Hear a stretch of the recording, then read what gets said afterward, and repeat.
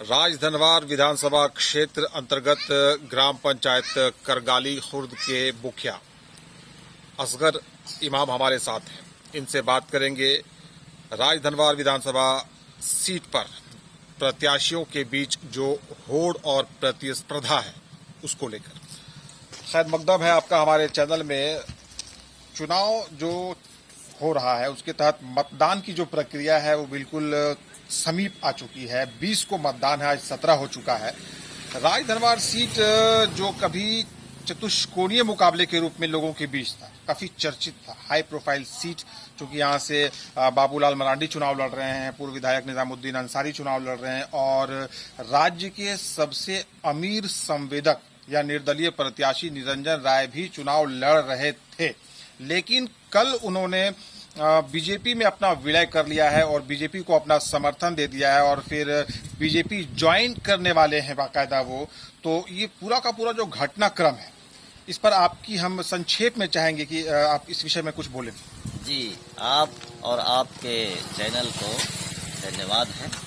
और मैं ये कहना चाहता हूँ कि हमारे विधानसभा राजधनवार में 24 प्रत्याशी हैं, लेकिन ये चरकोनीय मुकाबला था। लेकिन अभी तो जो निर्दलीय प्रत्याशी निरंजन राय जो थे वो तो भाजपा में विलय कर गए। ठीक है, चलिए, जहाँ जिनको पसंद है वो गए और जाएंगे और जो जीतेंगे वही मुकद्दर का सिकंदर बनेंगे। लेकिन अभी हमारे जो झारखंड मुक्ति मोर्चा के उम्मीदवार पूर्व विधायक निजामुद्दीन अंसारी हैं, उनका जनाधार बेहतर है और क्षेत्र में जो है उनका चर्चा हो रहा है और इस बार जो है उन्हीं की जीत होगी। इसलिए कि हेमंत सोरेन की सरकार ने जनता को बहुत सारी सुविधाएं दी है जो घर घर तक पहुंचा है। ले लीजिए कि सबसे पहले मैया समान योजना जो महिलाओं को दिए हैं 1000 करके, वो हर घर में पहुंचा है। और दूसरी बात यह है कि उन्होंने फिर कैबिनेट में पारित कर दिए हैं, पास कर दिए हैं कि दिसंबर से 2400 रुपया जो है हर महिलाओं को खाते में जाएगा। और ये भी बड़ा उपलब्धि है कि बिजली बिल जिनका जो था, यानी 60,000, 70,000, 50,000, 20,000, 30,000 जो गरीब लोग नहीं दे पाते थे, वो भी एक बैग जो है वो माफ कर दिए और केसीसी लोन भी माफ किए हैं। बहुत ऐसी योजनाएं हैं जो झारखंड सरकार, हेमंत सरकार ने घर घर तक पहुंचाया है।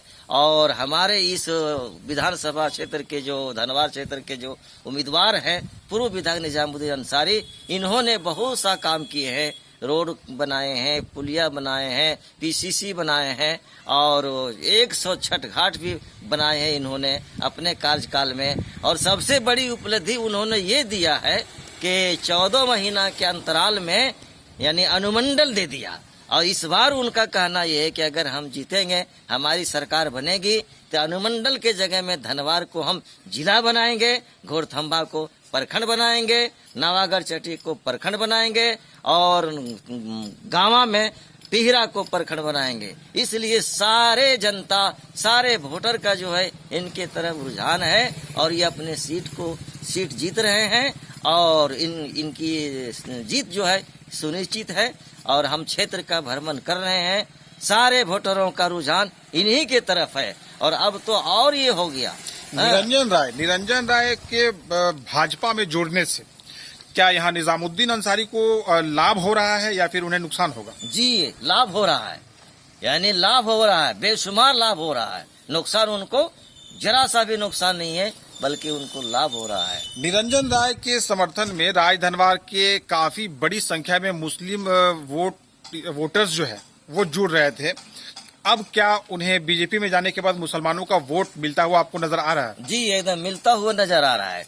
जो उधर मुस्लिम का वोट बट रहा था वो अब आक्रोश होकर के, गुस्सा में होकर के अब इधर आ गए हैं, निजामुद्दीन की तरफ आ गए हैं। और सारे मुसलमान जो है और अदर लोग भी है, अदर कास्ट लोग भी है, इनके तरफ जुड़ रहे हैं और इनको वोटिंग करेंगे और इनको जिताएंगे। निरंजन राय डंके की चोट पर बार बार दावेदारी कर रहे थे कि वो चुनाव नहीं लड़ रहे हैं, राजधनवार की जनता चुनाव लड़ रही है और उसी जनता को पूरी तरह से दरकिनार करके ये बीजेपी में चले गए। तो इसका ये जो फैसला निरंजन राय का अचानक आया है। इस फैसले का राजधनवार की जनता जो है, जो उनके पीछे लगातार मेहनत कर रही थी, रात दिन उनके पीछे दौड़ रही थी, चल रही थी कदम से कदम मिलाकर, उस जनता पर इसका क्या असर पड़ा है?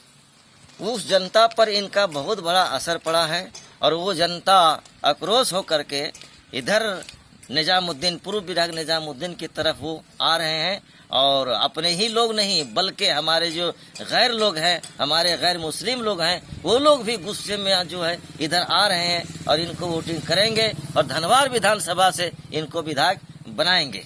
चलिए, बात करने के लिए धन्यवाद। असगर इमाम को आप सुन रहे थे, मुखिया ग्राम पंचायत करगाली खुर्द, जेएमएम नेता, प्रतिक्रिया दे रहे थे विधानसभा चुनाव के तहत होने वाले मतदान को। और जो समीकरण यहाँ पूर्व में चतुष्कोणीय था वो वर्तमान में त्रिकोणीय हो गया है और अब जो है वो निजामुद्दीन अंसारी की जीत और भी अधिक सुनिश्चित हो गई है, ये कहना है असगर इमाम का। आने वाला समय बताएगा कि यहाँ से कौन जीत रहा है, कौन हार रहा है।